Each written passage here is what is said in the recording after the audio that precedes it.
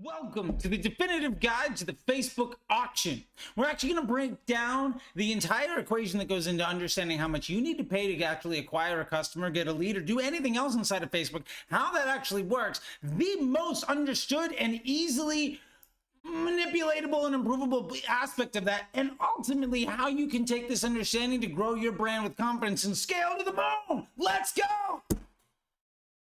Now, before we get into it, I just want to say, I know you could be anywhere on the internet right now and you've chosen to be here.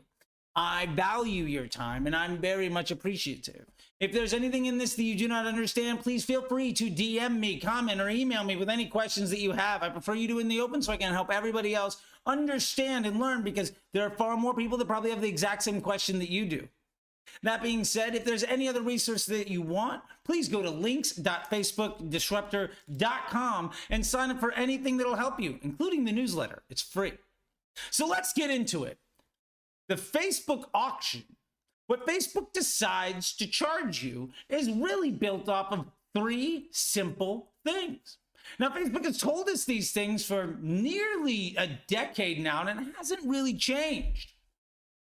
So what is it? Well, what we pay is quite simply our bid equals the budget. How much money that ad has to spend. And the EAR, the estimated action rate. How likely is this ad to be a liability or an asset to Facebook's business model? And the advertiser score. If Facebook were to show this ad to somebody and that person actually engages with your business, how likely are they to have a positive experience? Basically, what that means is we have three big levers that we can comfortably rely on to ultimately decide how much any conversion on the platform is going to cost us. And yes, I said decide, because remember, this is something you have absolute control over. So let's dive into that a little bit more. Now, the number one thing is budget. Have you ever noticed whenever you increase the budget, your CPA gets worse? Your CPL gets worse. That shouldn't be a shock to you. But for a lot of folks, it's one of the most frustrating things. How am I supposed to spend more when every time I spend more, my results get worse? Well, it's because most folks say, I'm getting a result that's pretty good. I'm going to spend more money now. That's actually not how we make it work. You have to establish a bit of a margin between the cost that you're getting and where you'd like to be so that you can invest more. For instance, if your target CPA on Facebook is $50, by the time you get down to $45, well, who's to say you couldn't spend 10% more? If you were to spend 10% more dollars, getting 10% more spend into the system, odds are you're probably not going to maintain that same $45 efficiency. Let's say that 10% more money comes in at zero more sales. What's your new CPA going to be? $49.50. That's still less than $50. And why that's really, really important is because odds are you are going to get a couple of sales out of that money. And more importantly, you're going to get more traffic to your site. You're going to get a greater reach inside of your potential audience. You're going to be able to curate a higher and more valuable and complex customer journey amongst those that are already interested. And you're going to generate more search volume. You're probably going to get more emails. Your email open rate will almost assuredly go up. Maybe the amount of people that buy from you on Amazon, that's also going to go up for sure. The thing that we have to understand is the more that we invest into the business amplification tool, because basically Facebook is the volume knob for your business. The more that you invest, the louder everything else gets. And Facebook tends to be one of the least cost-effective ways of actually generating revenue. But that higher volume gives all of the far more effective and cost-effective ways of generating revenue way more opportunity. If you know, well, my Google search is getting me a 10x ROAS, why don't you 10x this amount of people trying to search for your business? If you can spend that money and still come in below your target cost on Facebook, That's a good thing. While you're doing that, you're also going to get more people coming to your sites. Your SEO rankings go up. And your email open rates and the amount of people that actually even get your email, they're going to go up too. Let's say it's not 10% or 10 times. Let's say it's only 10%. You're still growing the business.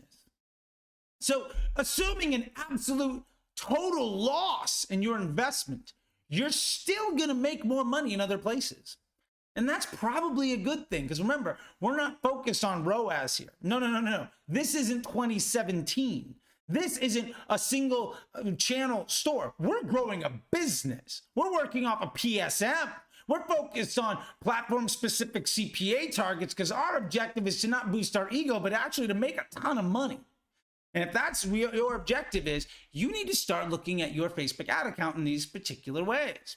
And if you want to scale your spend, you don't do it when your cost is at your target. You do it when you're better than your target and you come up above that.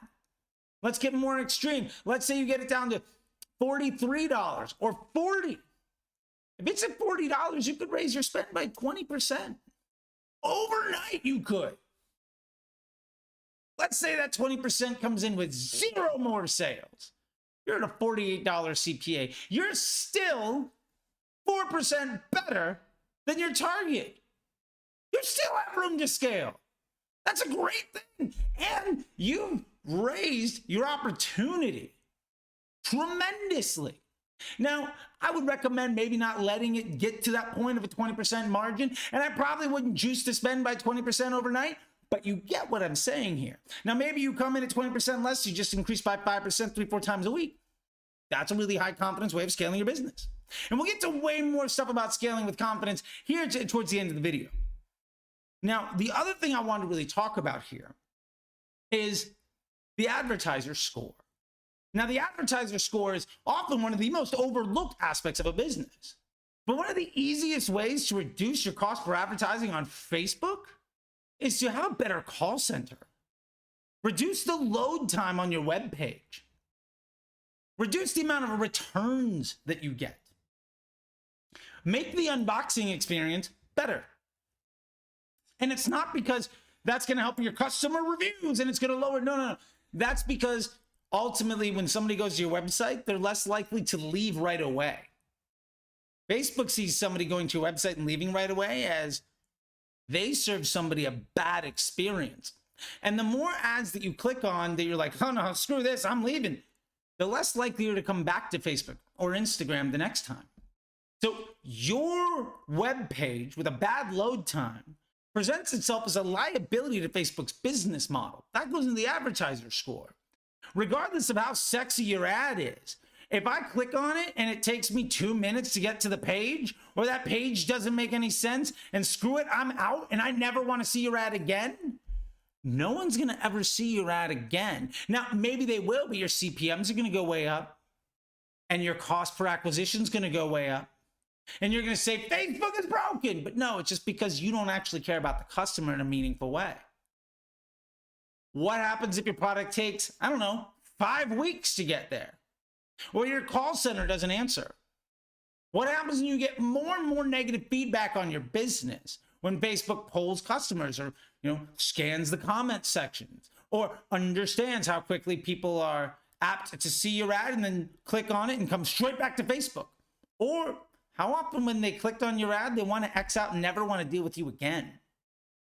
If you don't actually care about your customer experience, advertising on Facebook is going to be really, really hard to do in any sustainable fashion.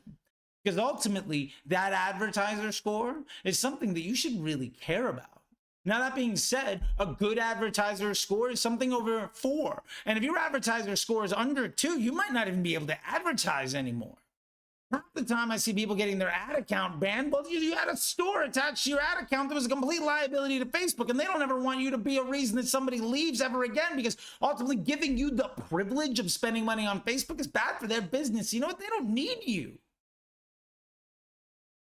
Think about it. That kind of stuff happens all the time. I've also seen situations where people improve their call centers or improve the quality of the bots that they send things into, or cut down on shipping times, and their advertiser score goes from like a 2.7 to like a 4.3, and their CPAs immediately drop. Because remember, the equation, your bid equals your budget times your estimated action rate and your advertiser score. Now, we've covered a little bit around the budget, and we've understood that why, when you spend more money, your costs go up. We've also covered a lot in the advertiser score and how actually running a good business is good for business. And being a liability to the success of your business partners might be the reason that you don't have the luxury and pleasure of doing business with them anymore. And if you have any more questions around that, please feel free to DM me, email me, message me, anything you want. I want to help out, and I love it if you do it in public so that I can help other people that don't have the same courage you do about asking that question, and they can get an answer too. If there's anything else you'd like to know, go to links.facebookdisruptor.com, sign up for the newsletter, the MBA program, get whatever else you can grab so that you get the answers you need.